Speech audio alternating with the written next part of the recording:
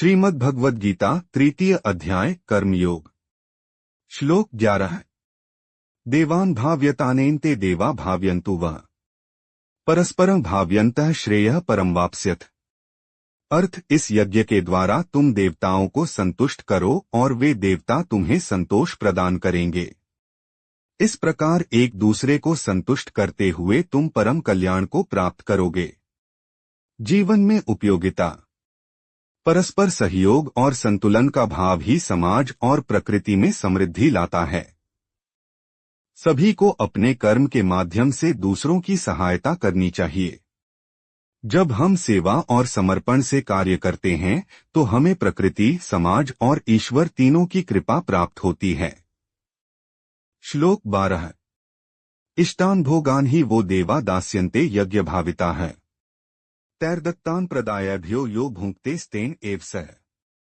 अर्थ, यज्ञ से संतुष्ट देवता तुम्हें इच्छित भोग प्रदान करेंगे, लेकिन जो व्यक्ति उनको लौटाए बिना उनका उपभोग करता है वह चोर कहलाता है।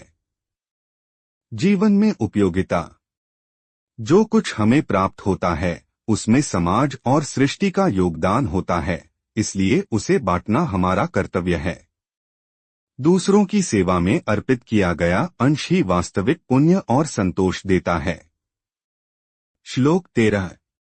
यज्ञशिष्टाशिनः संतो मुच्यन्ते सर्वकिल्बिषयः भुंजते ते त्वघन पापा ये पचन्त्यात्म कारणात्। अर्थ, जो व्यक्ति यज्ञ में अर्पण के पश्चात शेष अन्न ग्रहण करते हैं वे पापों से मुक्त हो जाते हैं, लेकिन जो केवल अपने लिए पकाते हैं वे पाप का भक्षण करते हैं। जीवन में उपयोगिता। भोजन और संसाधनों को ईश्वरीय कृपा मानकर उनका उपयोग करना चाहिए और सेवा में अर्पित करना चाहिए। निःस्वार्थ सेवा और साझा उपभोग ही शुद्ध जीवन का आधार है। श्लोक 14। अन्नाद् भवन्ति भूतानि पर्जन्यादन्न संभवः यज्ञाद् भवति पर्जन्यो यज्ञः कर्मसमुद्भवः। अर्थ, सभी प्राणी अन्न से उत्पन्न होते हैं, अन्न वर्षा से उत्पन्न होता है, वर्षा यज्ञ से होती है और यज्ञ कर्म से उत्पन्न होता है। जीवन में उपयोगिता। हमारी जीवन शैली और कर्मों का प्रभाव सीधे पर्यावरण और समाज पर पड़ता है। जब हम धर्म और कर्तव्यपूर्वक कर्म करते हैं तो प्रकृति भी हमें संतुलन और सुरक्षा देती है। श्लोक 15। कर्म ब्रह्मोद्भवम विद्धि ब्रह्माक्षर समुद्भवम तस्मात् सर्वक्तं ब्रह्मा नित्य यज्ञ प्रतिष्ठितम।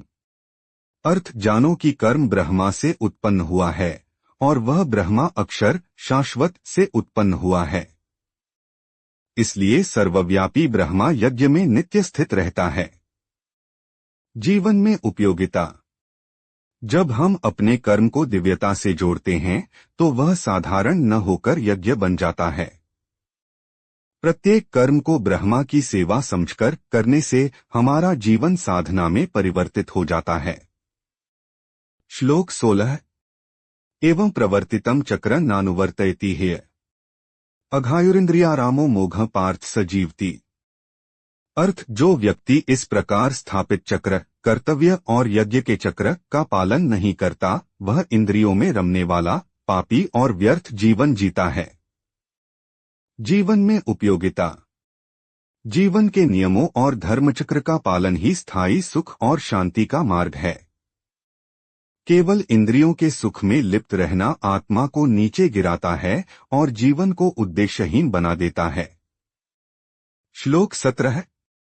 यस्त्वात्मर्तिरेव स्यादात्मतृप्तश्च मानवः आत्मन्येव च संतुष्टस्तस्य कार्य न विद्यते। अर्थ, जो व्यक्ति आत्मा में ही रमण करता है, आत्मा में ही संतुष्ट रहता है और आत्मा में ही तृप्त होता है, उसके लिए कोई कर्तव्य शेष नहीं रहता। जीवन में उपयोगिता। आत्मा की अनुभूति और संतोष ही जीवन का परम लक्ष्य है, जिसके बाद बाह्य कर्तव्यों का बंधन नहीं रहता। ऐसा व्यक्ति समाज के लिए एक प्रकाश स्तंभ बन जाता है जो कर्म करता हुआ भी निर्लिप्त रहता है। श्लोक 18। नैव तस्य कृतेनार्थो नाकृतेने कश्चन न चास्य सर्वभूतेषु कश्चिदर्थव्यपाश्रयः अर्थ उसके लिए न तो कुछ करने की आवश्यकता है, न कुछ न करने की चिंता, न ही वह किसी अन्य जीव पर निर्भर रहता है। जीवन में उपयोगिता। आत्मनिर्भर और आत्मज्ञानी व्यक्ति अपने अंदर पूर्ण होता है और किसी बाह्य साधन पर आश्रित नहीं होता। वह व्यक्ति स्वयं के लिए भी और समाज के लिए भी प्रेरणा बनता है। श्लोक 19। तस्मात् सक्तः सत्तं कार्यं कर्म समाचर, असक्तो ह्याचरन् कर्म परमाप्नोति पुरुषः। अर्थ, इसलिए आसक्ति को त्याग कर अपने कर्तव्य कर्म को सदा करते रहो, क्योंकि आसक्ति रहित होकर कर्म करने वाला व्यक्ति परम लक्ष्य को प्राप्त करता है। जीवन में उपयोगिता। हर व्यक्ति को बिना फल की चिंता किए अपने कार्य को निष्पक्ष भाव से करना चाहिए। यही कर्मयोग का सार है जो हमें मोक्ष की ओर ले जाता है। श्लोक 20।